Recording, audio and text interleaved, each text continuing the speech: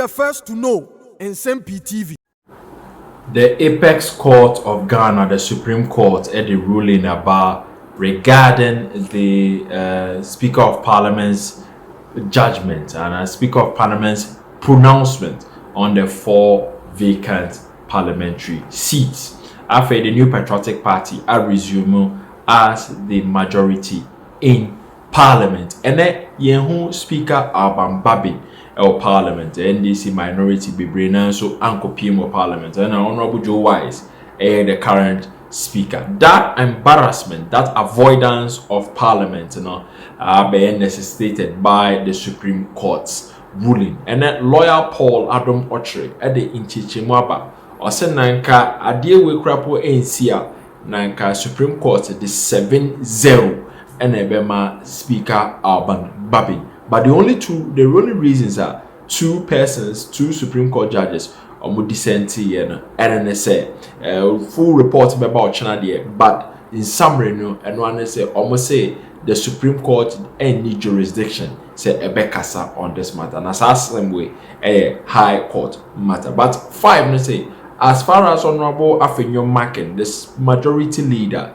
invoke the interpretation of articles in the Constitution into a field of play, a idea as a Supreme Court responded to it. In the 5 majority Supreme Court judges agree with Honorable Afenyo Macken and Honorable Asema Speaker Alban Kingsford Babbit Ekain Atu Egu. Now, and any PN say all eyes, the media, all eyes were on Speaker Alban Babbin. How Obekasa, how Obe responded to the Supreme Court's ruling. As far as Supreme Court's ruling, full judgment in by Speaker Alban Babbin, no on person or committed no to media interrogation and media speculations. In TNA, one better the Speaker could so Honorable Joe Wise. And a better now so with majority of the new MPP caucus members of Parliament in Parliament currently. And then you go to lawyer Paul Adam Ochre on various interpretations as Supreme Court and Edemaye on the various articles are Honorable Afenyo Macken and the Court Supreme Court against the Speaker of Parliament. Today, the 5-2 majority decision. The application of Afenyo Macken has been sustained, alleging that the Speaker has no capacity to pronounce on those seats. I think at the outset you have to explain something.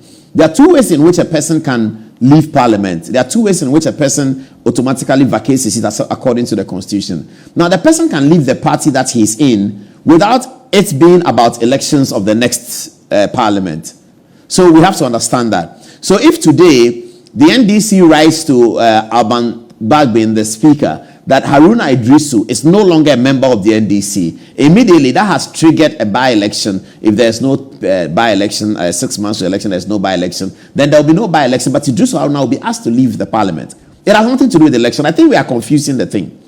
So the interpretation is being given that once a person says, I'm contesting on the ticket of independent, or I'm joining another party as independent for the next election, then we're assuming that he loses his seat. But the constitutional clause says that if the person is doing so, as in changing his political party, but seeks to remain in Parliament on another political party different from the one with which he came to Parliament, that's where the problem is. So there are 2 ways of people leaving Parliament. One, that your relationship with the political party has gone south and the party has sacked you. You leave Parliament. It doesn't have to be election. So I think we should get that clear. It's not so much that I'm filing and that is where the issue arises. No, it can arise on day 1 of Parliament. It can arise on day 2 of Parliament. If after the 2021 brawl in Parliament, the NDC decided that Javier Sosu has been seen in the video as slapping somebody, we are not proud of him, we've sacked him from our party. Immediately, Javier Sosu leaves Parliament.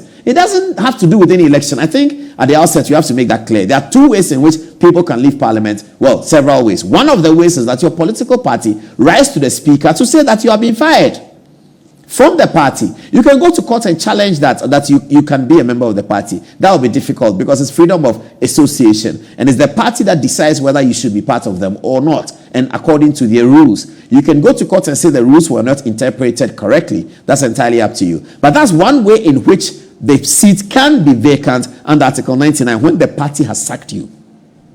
The other one is when you seek to leave the party and then you want to join another party in the same parliament. That's what the law says. You are leaving the NDC. You want to join the NPP in the 8th parliament.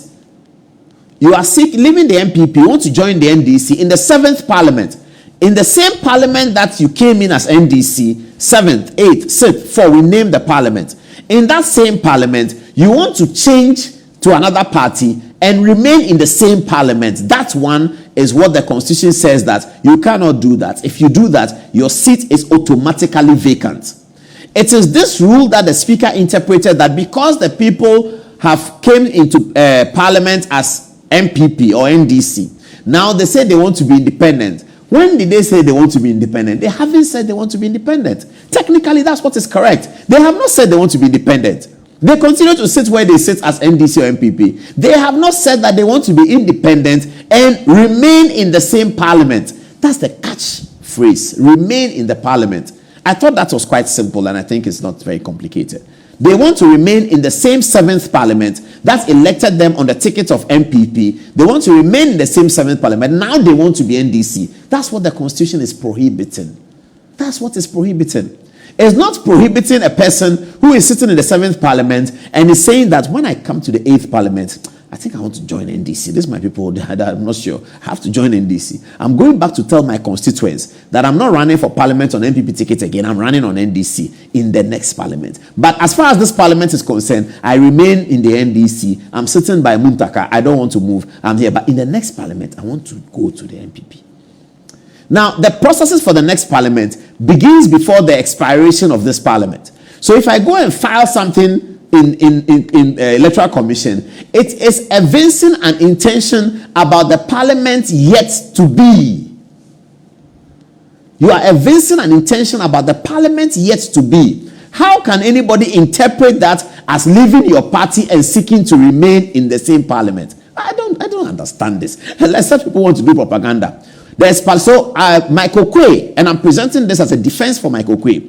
Michael Quay received a letter from the New Patriotic Party. Says that we have sacked this person from the party. Irrespective of what the matter is, the party says they've sacked him and therefore he has to leave parliament. That has nothing to do with the remain. A party has sacked you from their party. It has nothing to do with you are remaining in parliament. You are automatically gone if the party whose tickets you went there with say that they have sacked you for whatever reason. Okay. The other thing is that if you want to leave your party and join another party, you cannot do that in the same parliament. Okay, let me just read that. A member of parliament shall vacate his seat in parliament if he leaves the party of which he was member at the time of his election to parliament to join another party or seeks to remain in parliament as an independent candidate. To remain, to join another party or become independent and remain. That's the critical operative word. Remain. So you come into Parliament 7 as blue. You want to change whilst Parliament 7 is still on as red. And the Constitution prohibits that. The High Court shall have jurisdiction to hear and determine any question whether a person has been validly elected as a member of Parliament or the seat of a member of Parliament has become vacant. The High Court shall have jurisdiction. Again, very, very important. It did not say that the High Court shall have exclusive jurisdiction. It did not say. Other parts of the Constitution, and producer, if you can find any article that shows exclusive jurisdiction, let me have it. It says the High Court shall have jurisdiction. It didn't say exclusive jurisdiction. Because the Supreme Court is the author of interpretation of the Constitution. Any matter at all can take the form of a constitutional interpretation. The lawyers will tell you that. A matter can start as a land matter. Paul Adomotri versus John Dramani Mahama. We are fighting over Abobloshi land. It can become a constitutional matter. If in the fight over Abobloshi land, Paul Adomotri raises an issue that John Dramani Mahama, having been commander-in-chief of the Ghana Armed Forces before, under the Constitution is not entitled to file a writ against me in the High Court. I have raised the constitutional matter for the Supreme Court to make the determination. And the Constitution says that the Supreme Court has exclusive jurisdiction. in the interpretation of the constitutional provisions in 1992's document. They have the exclusive jurisdiction. So constitutional matters can be raised and find itself raised in any matter. It can come from anywhere. But in constitutional matters, the apex court, the Supreme Court, has exclusive jurisdiction. That's what it is. The High Court here has jurisdiction, but it's not exclusive. So the conversation I was telling you about today, apparently when the judges went into the court, they went into conclave to make a decision, to share their decision. So they were arguing, I won't tell you who, because if I say that, you sort of get it. I mean, I won't even tell you the agenda. If I say it, you get it. So one person who is voting for the dissenting asked the person voting for majority that where? We say we are going for the majority. We are interpreting. The speaker can't do that. Then the other one said, I agree with you, but this is a matter for the High Court. And therefore, when Afenyo-Markin brought his application, this opinion suggests that when Afenyo-Markin brought his application, the Supreme Court should have declined original jurisdiction and revert to the High Court for the jurisdiction. Let the High Court make a decision. If the applicant or the respondent are unhappy with the decision of the High Court, then they will file an application to the Supreme Court, an interlocutory application to the Supreme Court for a determination of the constitutional issues. This was the view, and I believe it may be the view of the two, but we have to wait for tomorrow and see what the views really are. But we are suggesting here. Now it's okay. But this is a matter of critical issues. First of all, the time is important. 3 weeks to election. Second of all, Article 2. Producer, give me Article 2. Article 2 directs the Supreme Court to accept jurisdiction when matters of constitutional interpretation have been raised in a writ. That is the Supreme Court's fundamental obligation. That when matters of constitutional interpretation have been raised in a writ, the Supreme Court ought to accept the jurisdiction. Here it is. Original jurisdiction of the Supreme Court. 1. Subject to the jurisdiction of the High Court in the enforcement of the fundamental human rights and freedoms provided for in Article 33 of this Constitution, the Supreme Court shall have exclusive, original jurisdiction in all matters relating to the enforcement or interpretation of this Constitution, and all matters arising as to whether an enactment was made in excess of the powers conferred on Parliament or on any other authority in person by law or under the Constitution. Why did the framers of the Constitution put Parliament's name here? And those who are talking about separation of powers and they say they don't understand it. Why did the framers of the Constitution put Parliament here? Let's read it again. Subject to the jurisdiction of the High Court in the enforcement of the fundamental human rights and freedoms as provided in Article 33 of this Constitution, the Supreme Court shall have exclusive, original jurisdiction in all matters relating to the enforcement or interpretation of this Constitution, and in all matters arising as to whether an enactment was made in excess of the powers conferred on Parliament. So the framers of the Constitution had supposed that there would be friction and Parliament would do certain things that will require the interpretation of the Supreme Court. And they put it right there in Article 130. What are they talking about? What is anybody talking about? This is so clear and so obvious. Why are some people in Ghana creating a fetish about something that is straightforward? It is straightforward. Why are people creating some fetish about it? I see cartoons where they put a king's crown on Bagbin's head and he's walking like this. I don't know what that cartoon means. But this is the problem that I have. As a news reporter, we have to develop a republic where things are straightforward. And we have to have fidelity to the text. This is the 1992 Constitution. The lawyers who are pretending that they don't understand it. They are pretending they don't understand it. What is difficult to understand about this? Article 130. It says that the High Court shall have exclusive jurisdiction in matters of human rights, subject to that, except that. Take that away. Everything else, all matters relating to the enforcement, interpretation of this Constitution is the Supreme Court. So in this conversation I was telling you, the other person said that, but our original jurisdiction has been invoked. What are you talking about that we should decline jurisdiction? We cannot decline jurisdiction. This is the conversation.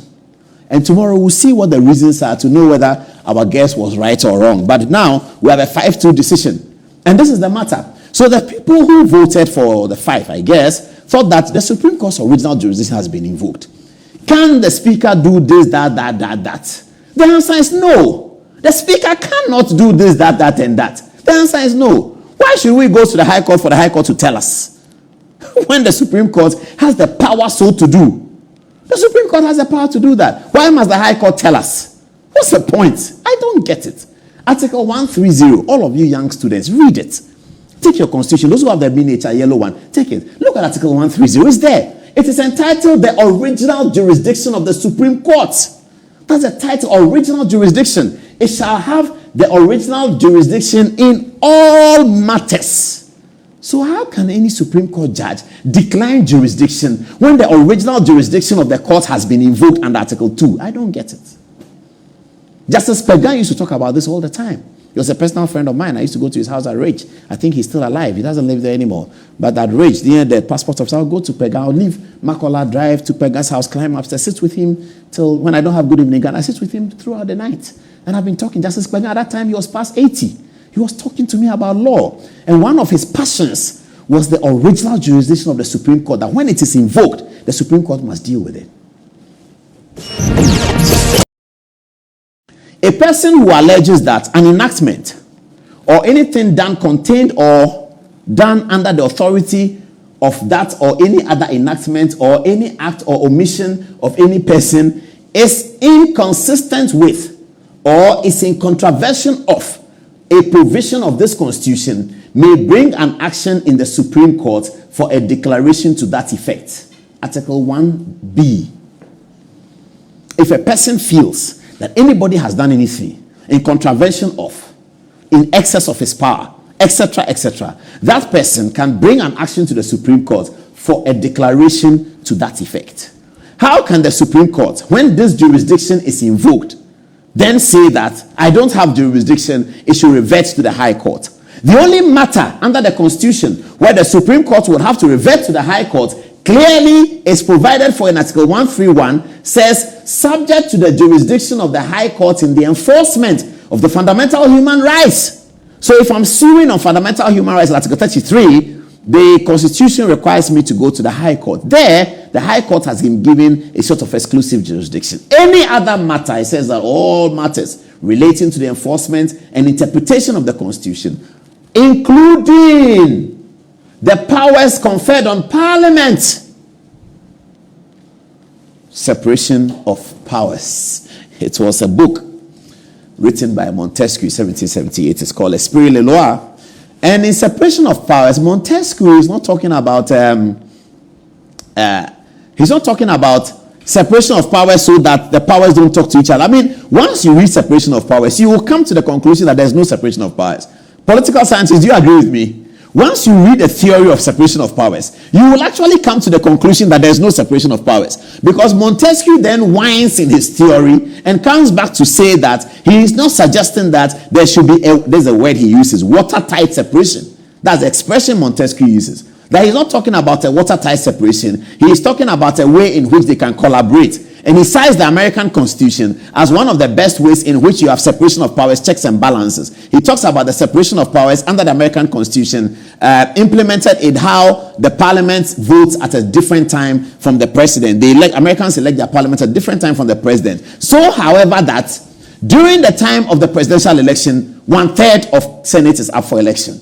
So Montesquieu then comes back and says that, yes, they don't even vote the same time. But you see, when they are voting the president, they vote some of the MPs.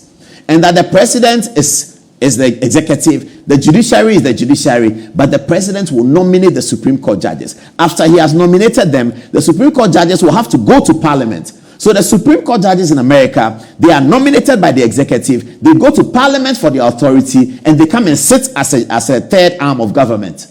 So Montesquieu then comes with all of these analyses that suggest that once he says separation of powers, there's actually no separation. May he rest in peace. It's called Baron de Montesquieu. Baron de Montesquieu. We took it as nicknames for many people when we read the theory. He's a very, very brilliant guy. And you are 21 years old, you read Esprit le Loi, you feel like you're top of the world. I mean, you feel like you're going to be some great legislator, or you're going to be some great politician, because you read it and you see that you have learned something. Thank you, Montesquieu. for sharing this with the world. That's separation of powers. That's it.